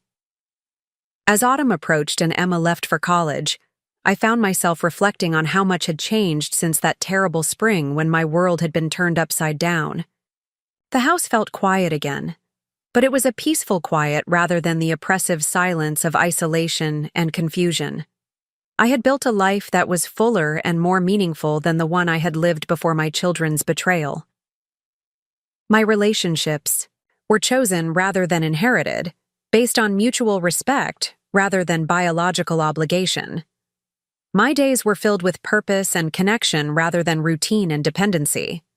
The Phoenix Circle had grown to include 23 members, and we had started offering educational workshops to the broader community about financial exploitation and elder abuse. I had become a spokesperson for elderly rights, speaking at conferences and working with legislators to strengthen protective laws. Most importantly, I had learned that being 77 years old didn't mean being powerless or invisible. Age had brought me clarity about what mattered, courage to defend my boundaries, and wisdom to distinguish between people who deserved my trust and those who merely demanded it. The anniversary of Lisa and Robert's arrests came and went without the emotional upheaval that had marked previous years. Their crimes were part of my history now, but they no longer defined my present or limited my future. I received an update from Maria that Robert would be eligible for parole in 6 months. He had completed his sentence with minimal participation in rehabilitation programs and had made no effort to acknowledge responsibility for his actions or make amends to his victims. When released, he would likely face years of financial obligations to repay the money he had stolen, but he would be free to resume his life. Lisa had embraced prison programs more fully, earning her GED and completing training as a paralegal. She had been a model prisoner and would likely be released within 2 years. Her letters to me had stopped after our meeting, but according to Emma, she wrote to her children regularly and was working with a therapist to understand the choices that had led to her incarceration. I felt no particular emotion about either of their upcoming releases. They were adults who would face the consequences of their actions and make their own choices about how to live their remaining years. Their decisions were no longer my responsibility or my concern. What mattered to me was the life I had built in the aftermath of their betrayal. I was surrounded by people who valued me for who I was rather than what I could provide for them. I had financial security because I had learned to protect my assets and make informed decisions about my resources. I had purpose because I had found ways to use my experience to help others avoid similar victimization. Most importantly, I had peace. Not the peace of forgetting or pretending the betrayal hadn't happened, but the peace of having survived it and emerged stronger. I had faced the worst that family dysfunction could inflict and discovered that I was resilient enough to not just endure it, but to transform it into something meaningful. On Christmas morning of that year, I hosted dinner for the Phoenix Circle and their chosen families. My dining room table, which had once been the scene of my final confrontation with Lisa and Robert, was filled with laughter and genuine warmth. We were a collection of people who had been broken by betrayal and had chosen to heal together. Margaret brought her famous apple pie. Dorothy contributed homemade bread. James arrived with flowers from his garden and stories about his grandchildren who had remained loyal to him throughout his ordeal with his son. Maria came with her husband and teenage daughter, treating us all like the extended family we had become. As I looked around the table at these faces, some lined with age and others brightened by youth, I realized that this was what redemption looked like. Not the restoration of what had been lost, but the creation of something new and beautiful from the fragments that remained. The little girl who had once believed that family meant unconditional love and automatic trust was gone forever. In her place was a woman who understood that the most meaningful relationships were built on choice, respect, and genuine affection. She had learned that survival wasn't just about enduring tragedy, but about using that experience to create a life of deeper authenticity and purpose. At 77, Sandra Coleman was finally living the life she was meant to live, surrounded by people who chose to love her and whom she chose to love in return. It wasn't the life she had once imagined, but it was better than anything she could have planned. As the evening wound down and my guests prepared to leave, Emma called from college to wish everyone a Merry Christmas. I put her on speaker so she could talk to the group, and her voice filled the room with youthful energy and hope. "Thank you all for taking care of my grandmother," she said. "She deserves to be surrounded by people who appreciate how amazing she is." After everyone had gone home and I was alone in my clean kitchen, washing the last of the dishes, I thought about that phrase. People who appreciate how amazing she is. It struck me that for most of my life, I had been so focused on taking care of others, on being the person they needed me to be, that I had never really considered whether I was amazing in my own right. But I was amazing. I had raised 2 children, even if they had ultimately chosen paths I couldn't follow. I had been a teacher who influenced hundreds of young minds. I had been a wife who loved deeply and was deeply loved in return. I had been a mother-in-law, a grandmother, a friend, a neighbor, a community member. And when the people I trusted most had tried to destroy me, I had refused to be destroyed. I had fought back with intelligence and determination. I had gathered evidence, built a case, and seen justice done. I had survived their attempts to erase me and had instead erased their power over me. Most importantly, I had taken the worst experience of my life and transformed it into a source of strength and purpose. I had used my pain to prevent others from suffering similar betrayal. I had turned my isolation into connection, my vulnerability into wisdom, my fear into courage. As I turned off the lights and prepared for bed, I felt grateful for everything that had brought me to this moment. Even the betrayal, even the months of confusion and fear, even the painful realization that my children were not the people I had believed them to be.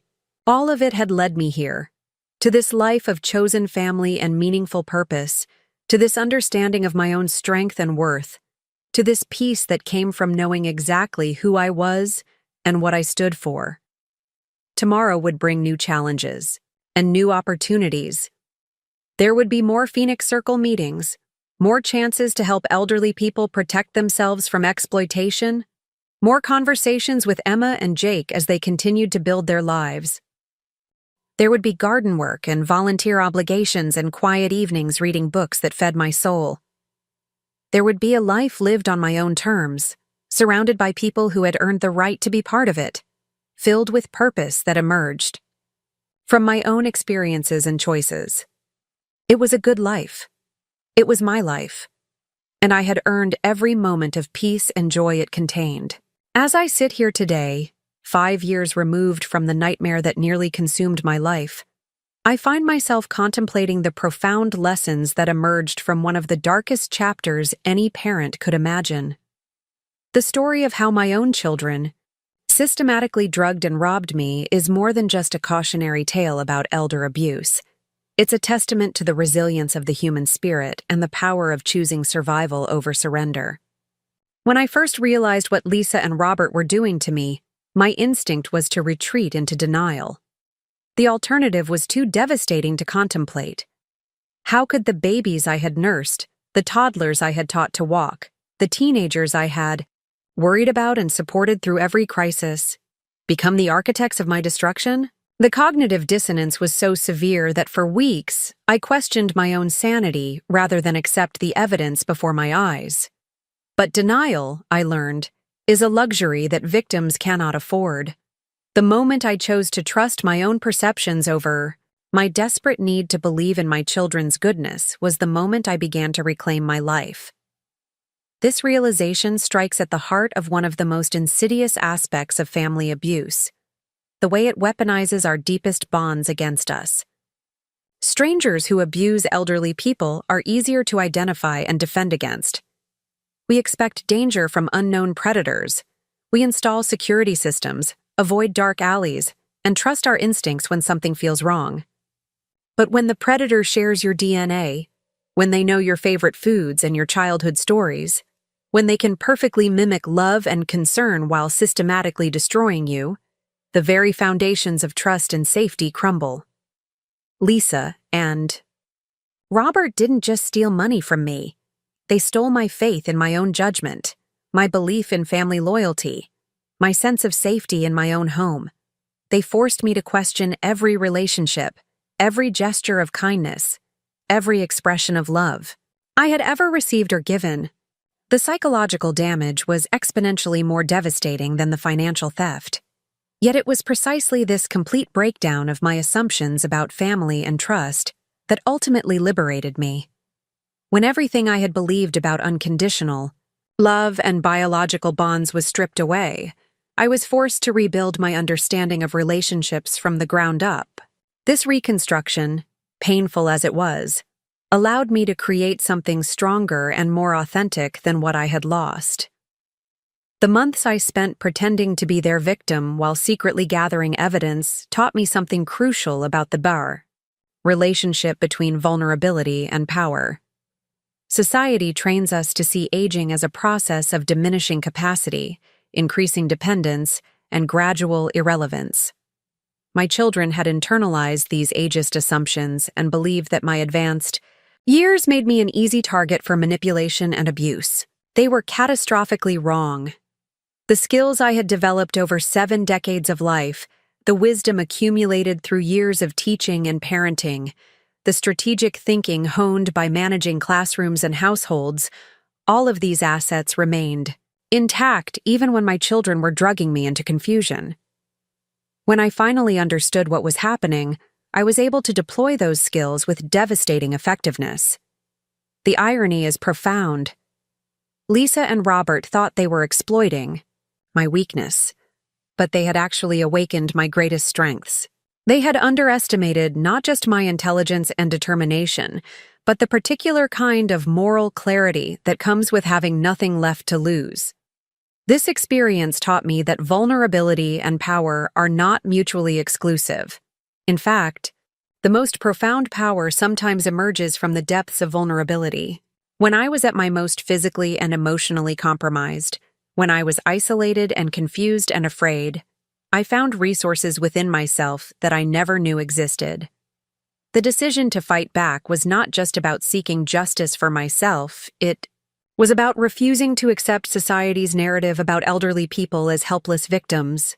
Every time an elderly person is abused and remains silent, Whether out of shame or fear or misplaced loyalty, the message is reinforced that such abuse is acceptable.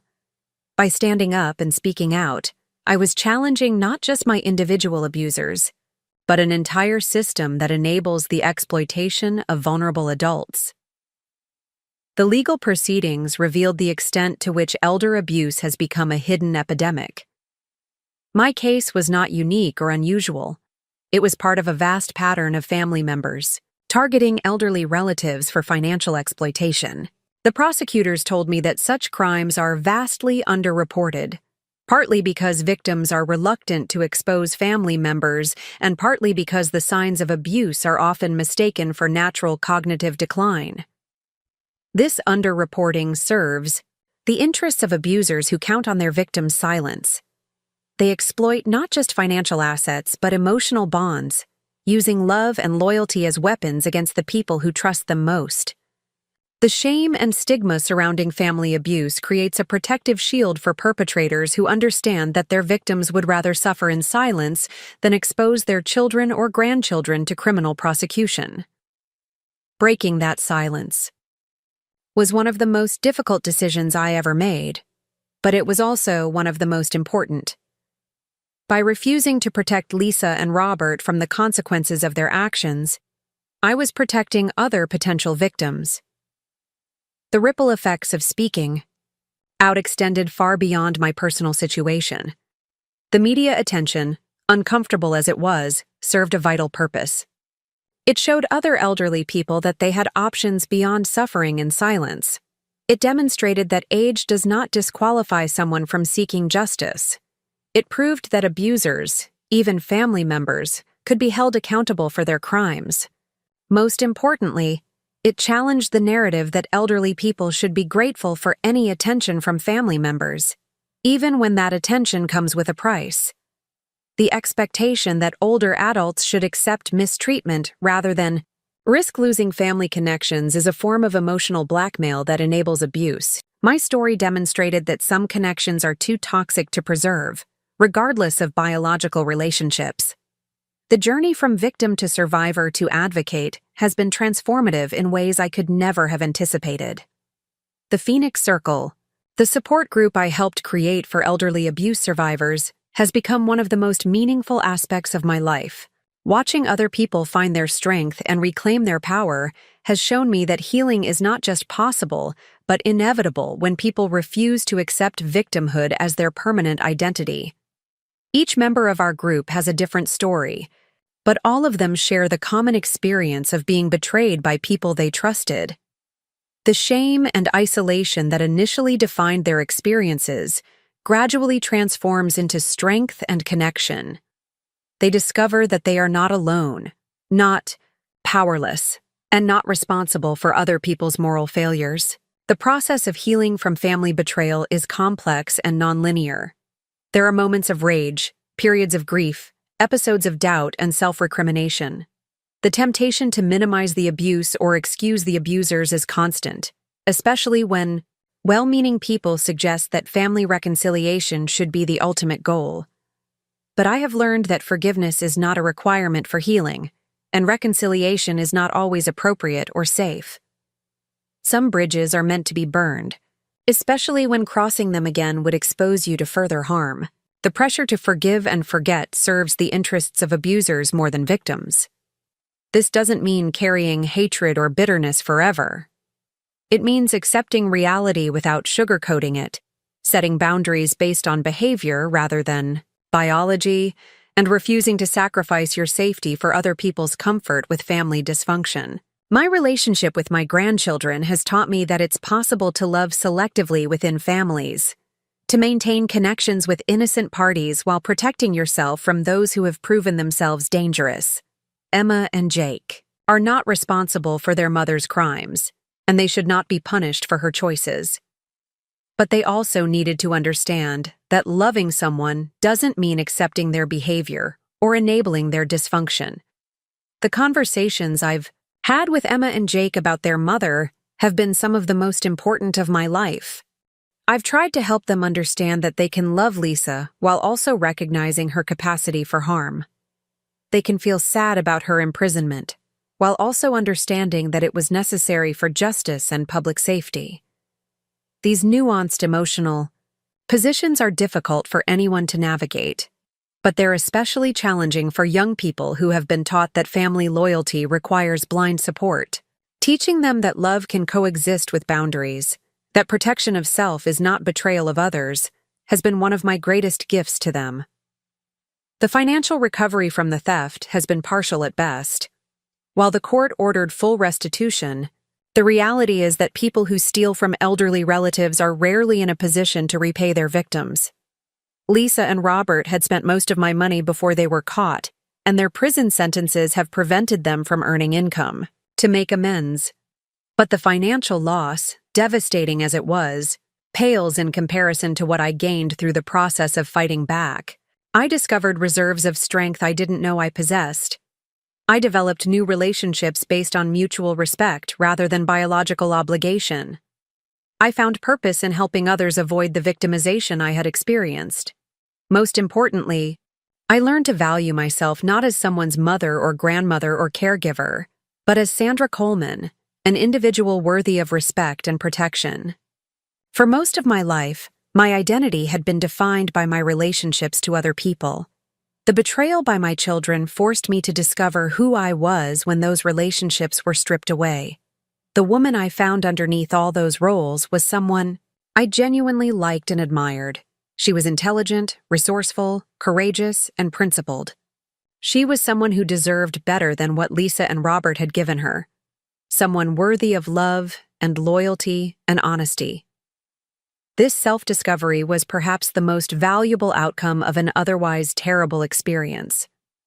I had spent decades putting other people's needs before my own, assuming that self-sacrifice was synonymous with virtue. The abuse forced me to prioritize my own well-being and to recognize that self-preservation is not selfishness. The perspective that comes with having survived family betrayal has fundamentally changed how I view relationships and trust.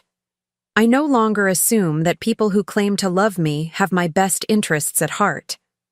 I pay attention to actions rather than words, patterns rather than promises.